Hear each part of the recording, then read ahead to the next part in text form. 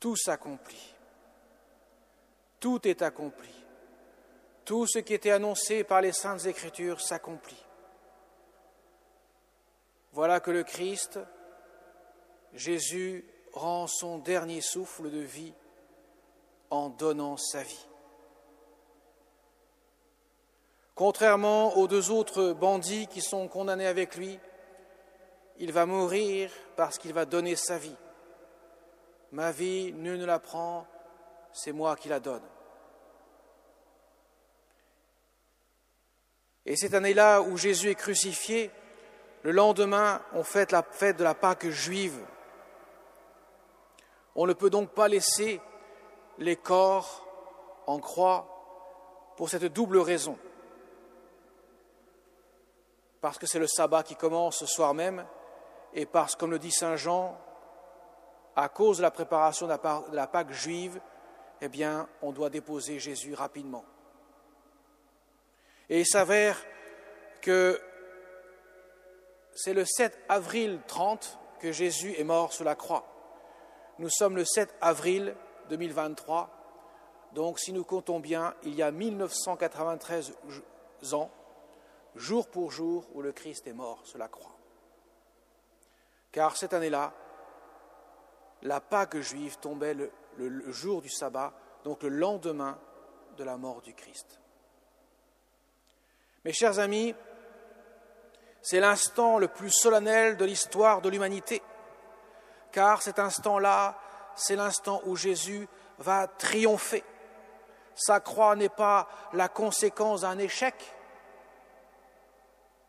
comme pouvaient le supposer les événements vus d'un point de vue humain, comme le pensaient les pharisiens, les chefs des prêtres, les scribes, qui se moquaient, qui le méprisaient, qui ricanaient,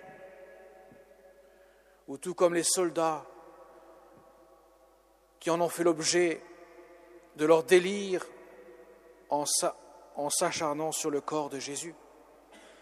Non, cet instant-là, c'est l'accomplissement des Saintes Écritures, ce qui était annoncé depuis des siècles pour que l'humanité, enfin, puisse connaître l'espérance. Ces moments même où le désespoir le plus complet pouvait surgir, les ténèbres obscurcissaient le ciel, les temps étaient tragiques, celui qui accomplit plein de miracles, celui qui révélait des mystères, voilà que celui-là est sur le bois d'une croix et va rendre son dernier soupir. Ce qui paraît d'un point de vue humain, donc un échec, va devenir le triomphe. Le triomphe de sa gloire. Car la croix implique nécessairement la victoire sur la mort et bien sûr l'ouverture au mystère de la résurrection que nous fêterons en ce dimanche de Pâques. Mes chers amis, ce qui paraissait impensable à l'homme, que Dieu puisse s'incarner et puisse venir donner sa vie sur une croix après avoir subi une passion absolument atroce qui touche non seulement son corps, couvert de blessures, de telle sorte que pas un seul centimètre carré de son corps n'a été épargné par les fouets des soldats, abreuvé d'insultes, de mépris de la part des pharisiens, des chefs des prêtres, des scribes et des soldats, mais aussi une souffrance innommable concernant son âme, une souffrance non seulement psychique, mais aussi spirituelle, car il a pris tous les péchés de tous les hommes de tous les temps sur lui, dans son âme humaine, de telle sorte, couvert par les ténèbres de ses péchés, il dira « Mon Dieu, pourquoi m'as-tu abandonné ?»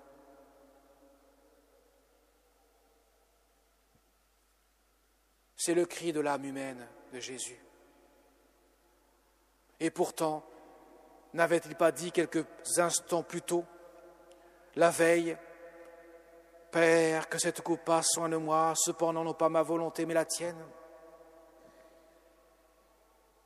Oui, tout s'accomplit dans ce mystère ineffable où Dieu va triompher du mal, du démon, du péché et de la mort. C'est dans sa propre mort qu'il va détruire la racine de la mort. Voyez pourquoi, mes chers amis, voyez, même si ce jour est sombre et triste parce que notre Sauveur est mort, en même temps il est joyeux parce que Jésus est victorieux. Il est victorieux parce que l'amour qui va jusqu'au bout ne peut être égalé. Le mystère de la miséricorde divine qui s'exprime par le don suprême de sa vie, eh bien, c'est le plus grand attribut divin que l'on puisse connaître à Dieu, comme d'ailleurs, nous le verrons le deuxième dimanche de Pâques, le jour de la miséricorde divine, où le Seigneur a révélé dans les années 30 à Sainte Faustine cette vérité.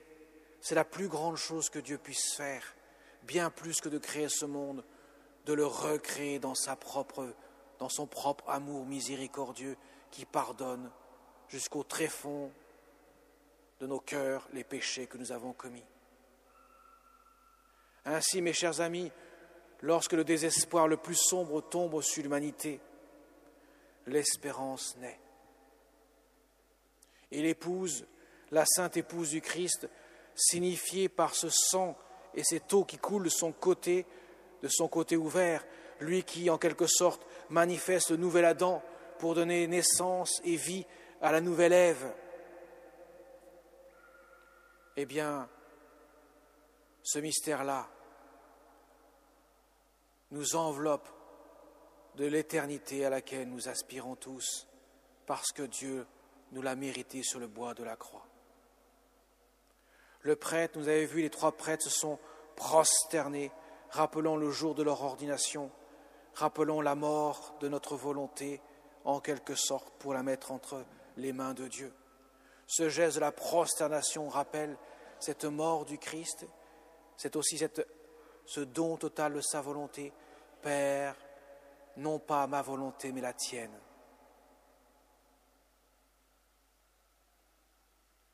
Et dans quelques instants, nous allons nous prosterner devant la croix.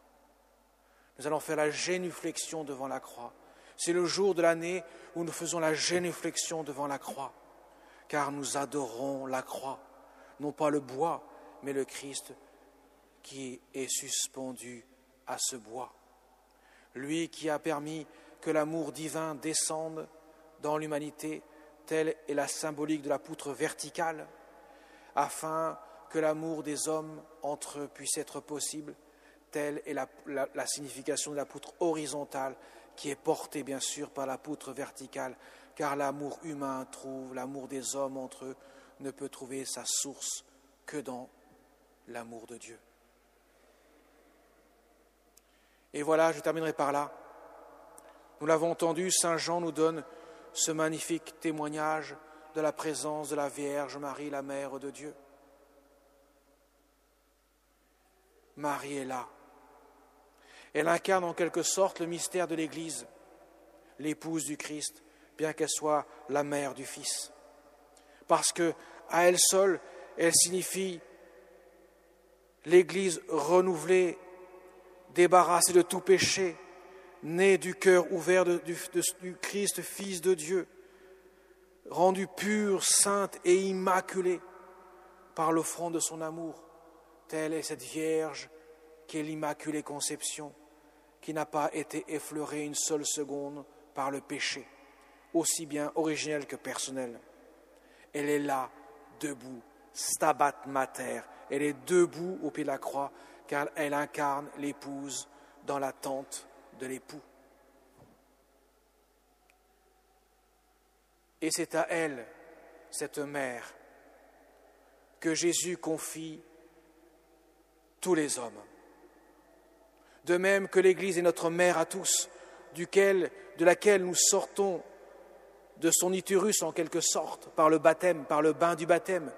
Nous naissons à la vie nouvelle lorsque nous sortons des eaux, des fonds baptismaux pour revêtir le Christ. Telle est la signification du vêtement blanc que nous recevons. Lui qui a lavé la robe blanche des martyrs, de tous les hommes, par son sang. Lui qui a rendu pur, saint et immaculé le mystère même de l'Église, elle qui incarne l'épouse du Christ. Eh bien, la Vierge Marie, elle est là, donnée comme mère aussi. Elle nous est donnée comme mère parce que nous avons besoin de cette mère pour entrer dans le ciel, car elle est la porte du ciel. C'est par elle que Dieu est venu en ce monde en se faisant homme. C'est par elle aussi que Jésus a demandé à sa mère que nous puissions ainsi, par sa prière d'intercession, entrer plus facilement au ciel. Voilà pourquoi il dit à Saint Jean, « Voici ta mère ». Elle est celle qui porte son Fils sur ses genoux, la Pietà. Et elle montre au monde celui qui porte le poids du péché du monde. Elle ferme chacune des plaies de son Fils bien-aimé. Elle est présente à tous pour montrer quel amour a daigné s'abaisser pour la petite créature que nous sommes, afin qu'elle puisse être revêtue des prémices de l'éternité. Alors, chers amis,